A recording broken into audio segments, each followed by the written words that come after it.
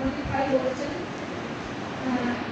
কেউ আমাদের আপনি তো একা, আমি তো একা, আপনার তো আছে, সবাই তো আছে,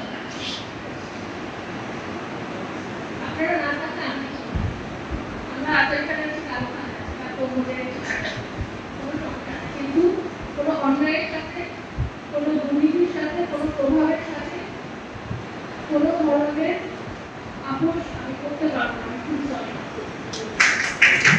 তুমি আমার বিয়ের মধ্যে হয় এখতিয়ারের মধ্যে আসছে, অবশ্যই আমার আন্তরিকতার জামালপুর জেলা থেকে আমরা গ্রেপ্তার করতে সক্ষম হই। আপনি বলবেন যে কোনো পদক্ষেপ নেয়নি, তাহলে আপনি জামালপুর জেলা থেকে একটা পদ থেকে দুজন আসামি কীভাবে গ্রেপ্তার করেন?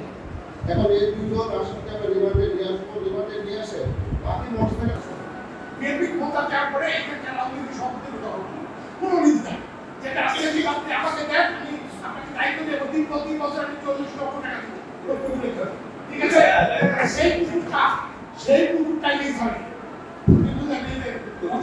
অফিসার আছেন, এই পুকুরটা নিয়ে ধরে পরবর্তী সময় কি হলো, যে পরবর্তী সময় কি হলো, একটা পক্ষ এটাকে মামলা করলো। আমাদের আমি বলবো আমাদের উপজেলা প্রশাসনের দুর্বলতা কারণে সে নিষেধাজ্ঞা নিয়ে এসে আমাদের গাড়ি দিতে চায়।